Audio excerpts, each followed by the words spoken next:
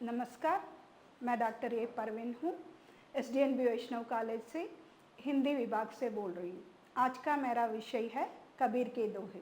ये सत्र 3 से निकाला गया है और कबीर के कुछ इने गिने दोहों के बारे में हम यहाँ पर देखेंगे। पहले कबीर का जीवन परिचय। संत कबीर का जन्म सन 1398 ईस्वी में एक जुलाहा परिवार में हुआ था।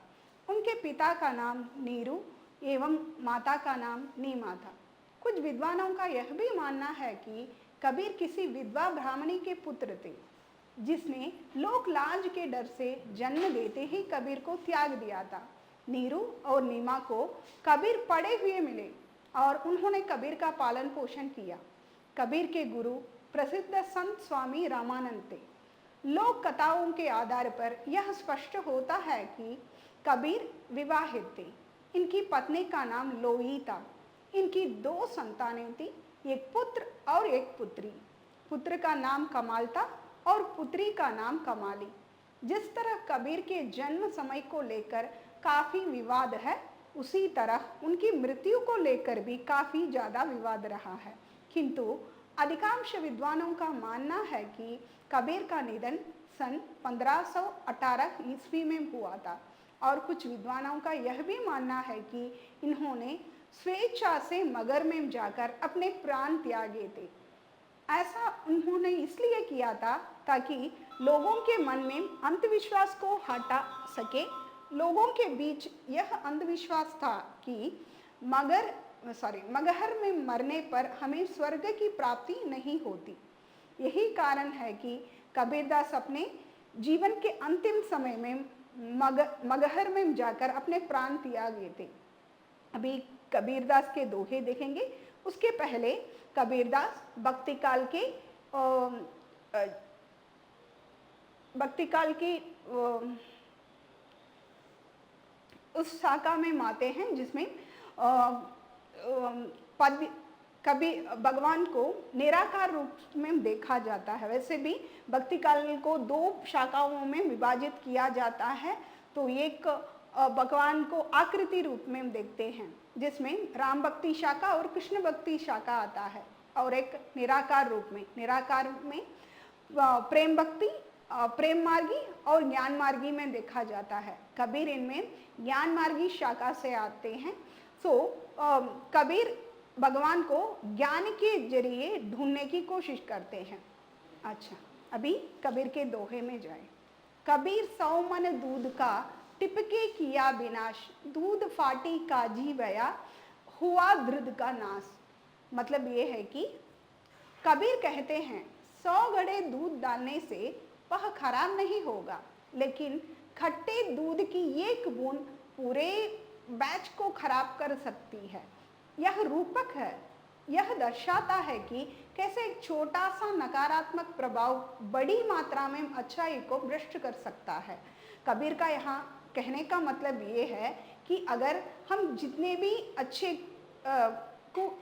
कर्म अपने जीवन भर करें, जितना भी अच्छाइयाँ करें, फिर भी गलती, एक छोटी सी गलती हमें नकारात्मक रास्ते पर लेकर चली जाती है। हमारा पूरा चरित्र पर पानी फेर जाता है। दूसरा, कबीर चंदन के निरे नींव भी चंदन होई, बूढ़ा बंस बढ़ाई ता यूं जिनी बूढ़े कोई। कबीर कहते हैं कि यदि चंदन के वृक्ष के पास नीम का वृक्ष हो तो वह भी कुछ सुवास ले लेता है। मतलब जो अच्छाई उसके बगल में है, उसका सुवास, यानी कि उसकी अच्छाई उसके बगल वाले चीज पर भी असर कर देती है। जैसे चंदन का कुछ प्रभाव पा लेता है, लेकिन बांस अपनी लंबाई, बड़ेपन और बड़पन के कारण डूब जाता है। इस तरह तो किसी को भी नहीं डूबना चाहिए। संगति का अच्छा प्रभाव ग्रहण करना चाहिए, अपने गर्व में ही न रहना चाहिए। मतलब एक ही चंदन का पेड़ के बगल अगर नीम का पेड़ और बांस का पेड़ दोनों रहता है, फिर भी सिर्फ नीम का पेड़ उसके असर पा सकता है। इसमें अहंकार की विनाशकता पर ज़्यादा व्यंजना की गई है। अन्योक्ति अलंकार है, कुल की श्रेष्ठता इसमें बताई गई है। और एक कबीर भूल बिगाड़िए तू ना करी मैला चित, साहिबा गरबा लोड़िए नफर बिगाड़े नित। कबीर के इस दोहे का अर्थ है, कबीर कहते हैं तुमने प्रभु को भूलकर खुद को बर्बाद कर लिया है। अपने दिल को अशुद्ध मत करो, गुरु देख रहा है। अहंकार के साथ लगातार खुद को खराब मत करो। यह किसी के आध्यात्मिक पद को भूलने पर और अहंकार के आगे झुकने के परिणामों पर एक प्रतिबिंब है। मतलब यहाँ पे हम खुद के अहंकार पर नहीं रहना चाहिए, इस पर जोर दिया गया है। कबीरा आप ठगाइए और न ठगिए कोई, आप ठगिया सुख उपजई और ठगिया दुख होई। कबीर दूसरों को नहीं बल्कि खुद को धोखा देने की सलाह देते हैं, क्योंकि खुद को धोखा देने से खुशी होती है जबकि दूसरों की धोखा देने से दुख होता है। यह आत्म धोखे बनाम दूसरों को धोखा देने के परिणामों पर एक प्रतिबिंब है। यह सुझाव देता है कि व्यक्तिगत अखंडता और ईमानदारी आंतरिक संतोष की ओर ले जाती है। दूसरा, अपना पौ न सराहिए पर निंदिया न कोई, अजहू लंबे द्योहड़े ना जाने क्या होई। मतलब जीवन के इस दोहे को अगर हम अपने जीवन में अपनाएं, मतलब कि आजकल की युवा पीढ़ी अपनाएं, तो जरूर वो लोग सेल्फ सेटिस्फाइड बोलते हैं ना, उस रास्ते पर जरूर रहेंगे।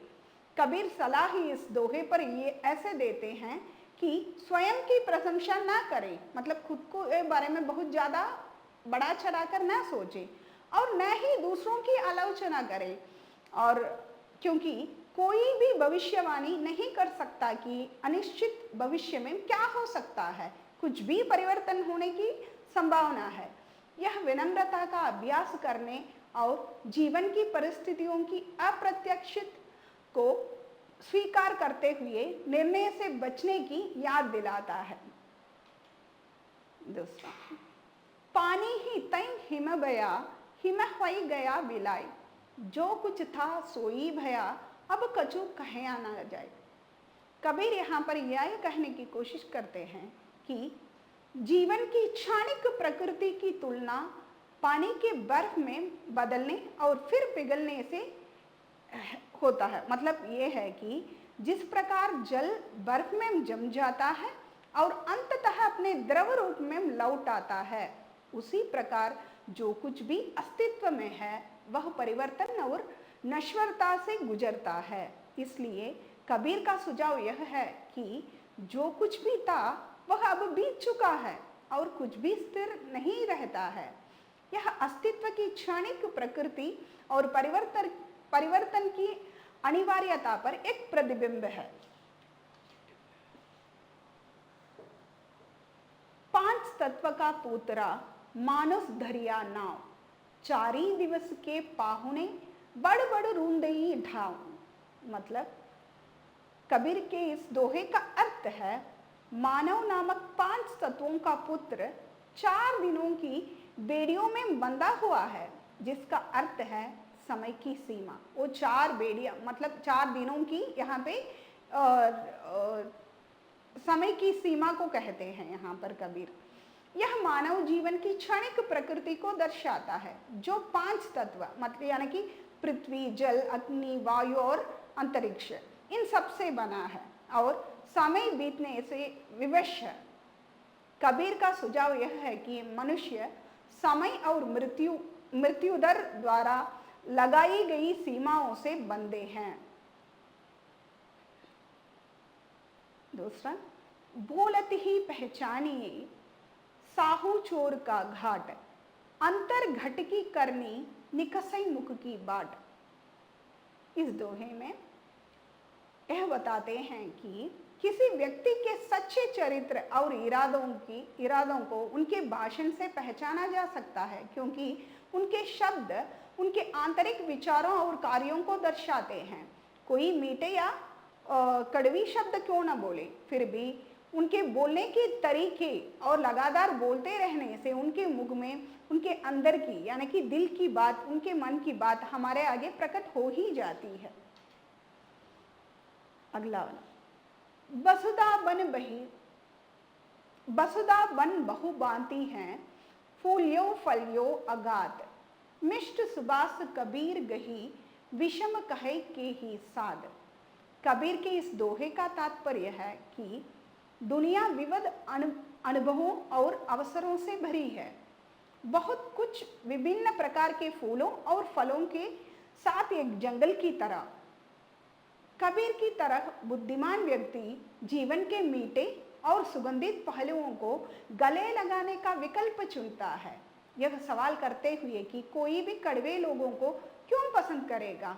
मतलब कि यहाँ पे इन सारे प्राकृतिक रूपों का यानी कि इस पृथ्वी का नज़ारा इसलिए देते हैं हम अच्छाई का अपना लें, अच्छाइयों को अपना लें, अच्छे बुरे कर्मों से अवगत रहें। कबीर कहते हैं, अगला दोहा कबीर कहते क्यों बने अनमिलता कौ संग, दीपक कौ भावे नहीं, जरी जरी मरे पतंग। कबीर का यह दोहे बताता है कि उन लोगों के साथ संगति करना नासमझी है जो सामान्य मूल्यों या समझ को साझा नहीं करते हैं। जिस प्रकार ज्योति में मुड़कर स्वयं को लगातार जलने वाले पतंग से दीपक अप्रभावित रहता है क्योंकि उससे उसका कुछ लेना देना नहीं है, उसी प्रकार एक बुद्धिमान व्यक्ति को उन लोगों से स्वयं को चिंतित नहीं करना चाहिए जो उनके सिद्धांतों के अनुरूप नहीं है या अपने स्वयं के कार्यों के माध्यम से खुद को नुकसान पहुंचाते हैं। धन्यवाद।